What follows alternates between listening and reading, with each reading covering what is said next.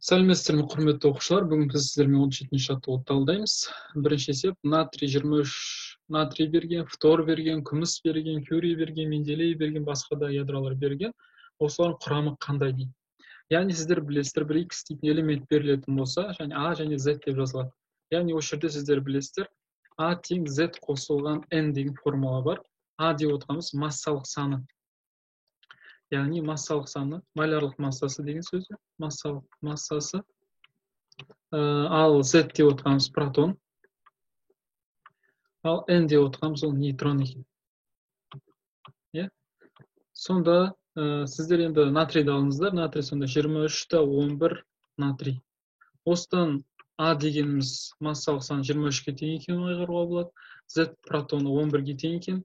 Ал N деп отырғанымыз сонда мына формуланы түрлендіретін болсақ, сонда N тең А азайтылған Z екен. Сонда Адан Z алатын болсақ, 12 нейтрон екен. Сонда келесі фторда сөйтіп жазып шықсаңыздар болады. Сонда фтор бізде 19-да 9 фтор. Сонда осы жердегі 19 деп отырғанымыз массалық саны екен. 9 бізде протон екен. Сонда 19-дан 9 аламыз. 10 нейтрон екен. Дәл сол сияқты күміс, кюрий, менделейді жазып шығасыздар. Біз екінші есепті көшейік. Сонда екінші есепте бізде D3 ядросының массалар ақауының байланыс энергиясын және меншікті байланыс энергиясын есептеңдер дейді. Бұл есеп шығару үшін өзіміздің тақтамызды қосайық. Сіздер білесіздер, массалық ақаудың өзінің арнайы формуласы бар. Ол дельта M тең жақшада Z протон, протонның массасы қосылған N протонның, нейтронның массасы азайтылған масса ядра дейді. Массаның ядрасын азайтасыздар. Ал бұл жердегі масса ядраны қайдан табасыздар? Ол массаның атомынан аласыздар. Протонның көбейтіндісі неге? Массаның электронына. Бұл массаның электроны сіздерге кітапта есте сақтаңдар дейтін бөлімде берілген. Ол бізде белгілі шама. Масса не жазып қояйын, 0 тең 0, 0, 3, 0 бізде 5, 5 МАБ. Мынау МАБ дегеніміз массалық атомның бірлігі деген анықтаманы береді. Сонда Z бізде 1-ге тең екен белгілі. Ал массаның атомын қайдан табамыз десеңіздер, оны кітаптың арқасында 3-ші кесте берілген сіздерге. Сол кестеден анықтай аласыздар. Мен мына жерге келтірдім. Яғни міне сіздерде берілген. Осыдан аңғаруға болады екен. Так, сонда біз берілген жазамыз. Ол бізде нешеге тең екен? Так, сонда тең деп жалғастырам.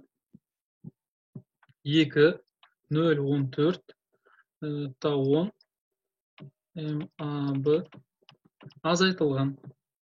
Масса бізде протон 1-ге тең екен белгілі. Сонда 1-ге нәрсені көбейтем осыны. Сонда менде 0, 0, 0, 0,55 өзіне тең болады.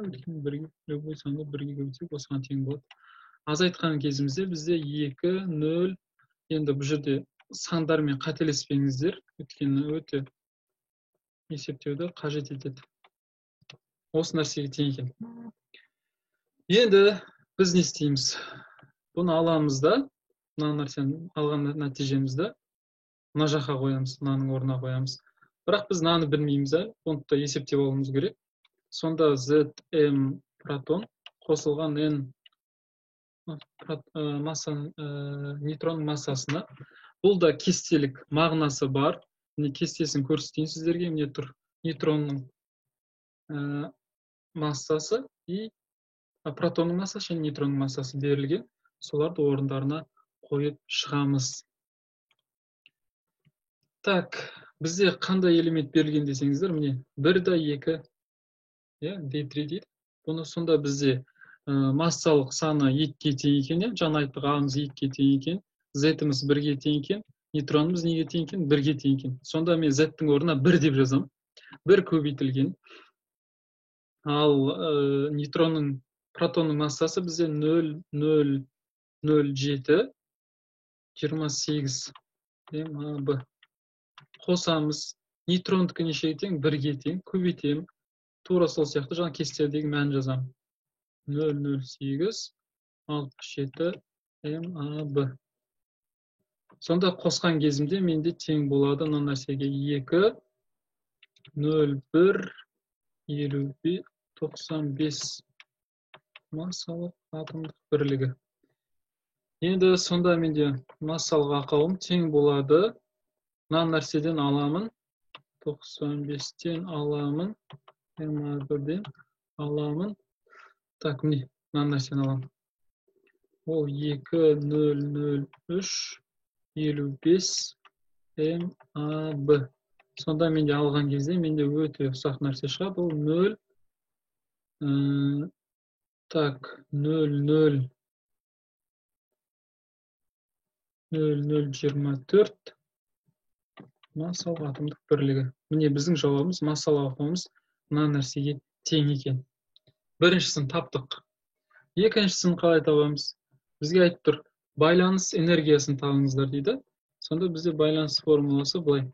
Дайын тұрған формуласы бар. Ол массалық ақауды көбейтеміз 931 мега электровольтқа.